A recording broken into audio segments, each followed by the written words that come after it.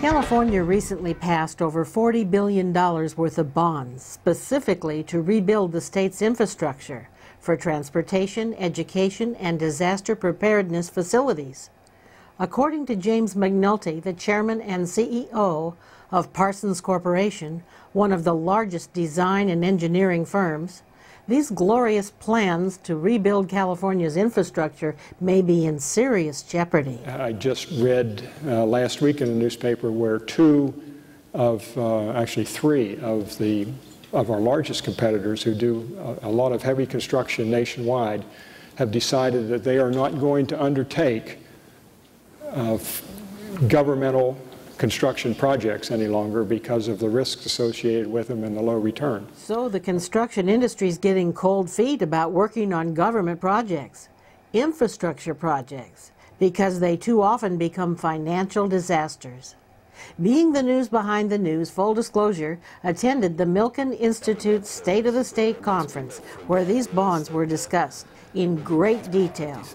State Senator Don Perrotta, one of the authors of the massive bond proposal, tried to explain how the billions of dollars were going to be used. How does it work? Well, this is all speculative, of course, because we don't know how it works until we have the money. But the way it's supposed to work is pretty simple. We wanted to create no new bureaucracies. We didn't want to create any new regulations. What we wanted to do was to take the money and infuse it immediately into the existing expenditure patterns of the state. In other words, the bond money will be going to the various state agencies that have been spending your tax money every day. These bonds are just a new pool of money for them. Adrian Moore is the Vice President of Research for the Reason Foundation. He disagreed with the premise of issuing bonds in the first place. We believed that infrastructure was one of the core functions of our state government, that it was what drove so much of our economic growth. And so each year in our budget, we made appropriate investments in infrastructure. We don't do that anymore. We make very little investment in our infrastructure each year out of our budget, and instead we spend on the many other things that we've decided to spend on in the last few decades, and we borrow predominantly, rather than using borrowing to leverage our ongoing spending to deliver projects in a timely and cost-effective way. Now we just borrow. That's just how we do business. We don't really allocate money for infrastructure out of our budget. So what's wrong with borrowing money? Senator Perrotta didn't see any problem. In fact, he was flippant about it. And I don't think it's a question of Californians not wanting to go further into debt. I don't know a Californian that's not into debt, heavily into debt. And it's only right that the Golden Bear should sort of pace that. We, at 5.5%, which is where we would go on our bond-to-indebtedness ratio, we're far behind the average family. What people are really concerned about is what's it going to do? How do we know that this money is going to improve demonstrably our lives?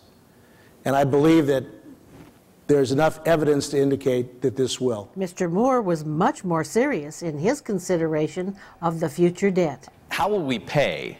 You know, if we don't have the funds in this year's new record high budget to put ongoing funds into these infrastructure needs, then where are we going to get the additional revenues in the future, or what are we going to cut spending on several years from now in order to make the payments on this generous batch of bonds? Recent article in the Los Angeles Times, it was noted that the dot-com boom cycle of the late 1990s is over, and the excess revenue from property taxes and surging capital gains taxes are no longer available.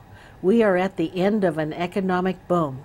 So even if we have the funds, there is still the difficulty of getting this investment in the future built.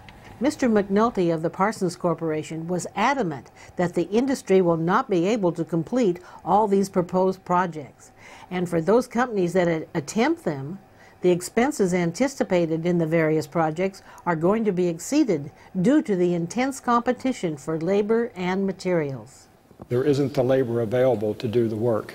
If you look at it, if you look at what is going on every place else in our industry, there are many more opportunities in the oil and gas sector. There are many more opportunities for larger firms internationally, and there are many more opportunities domestically for firms that work every place in the United States. Then we have resources to do the engineering and the construction. Now, what that says is that for every project that's offered, there are going to be, instead of perhaps 5, 6, 7, 8 bidders, the potential is there could be 1 or 2 or no bidders on these projects, which means that the prices, the amount of contingency that a firm would put into the bid, the amount of profitability that firms can generate because of the small number of bidders is going to increase. And the result of that is, of course, that the higher those prices are, the less actual placement of infrastructure or construction you get for the money that you're spending. When challenged,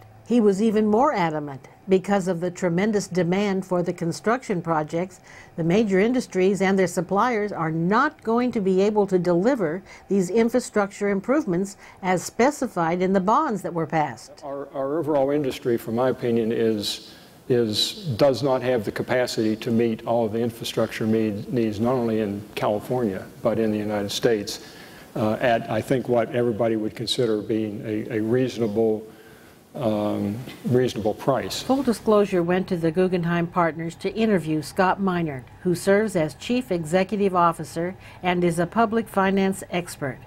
He was a little more circumspect, but certainly not optimistic about the public works projects proposed by the recent bond. I doubt that they won't have willing participants in the bidding process. Whether those bidders actually ever deliver the services that are promised or not, in the world of government contracts, wouldn't be the first time that someone who bid on a project later on didn't return and say, well, gee, we're going to need more resources to finish the project. I think that the likelihood that we are not going to get everything we paid for in this bond issue and the result of these bond issues is quite high. This disturbing fact was not made apparent before the bonds were passed. Why, we wanted to know. There is no organized opposition to these bonds, which I think is a testament to just how widely most people understand the nature of the problem. Was the lack of opposition due to solid support for the bonds? Or was it a conspiracy of the bond industry, the politicians, and the media, hiding the truth about the bonds?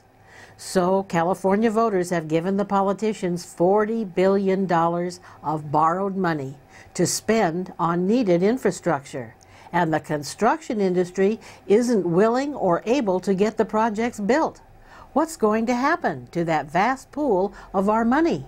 According to Mr. Moore, it's just government spending as usual. The bonds are laden with non-infrastructure spending. There's kind of 2 components to that. First of all, out of the $40 billion, a fair amount is dedicated to certain projects and so forth, so that you can point to, well, we're going to build this, we're going to build that.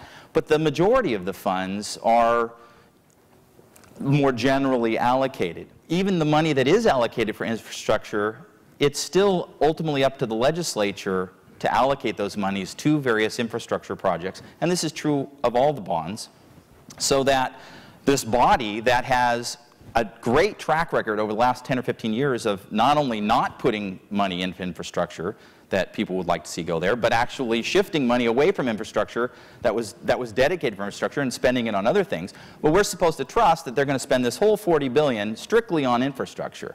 And I think we'd be fools to have that faith. So, are we fools? We want to know what you think. Please respond to our survey.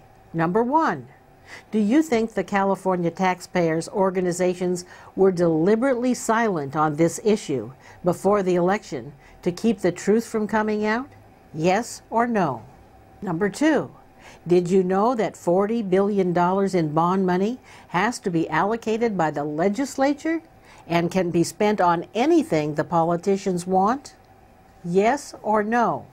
Number 3, do you think it's possible that after the bonds are issued and the government has our money, that they will actually build the proposed projects?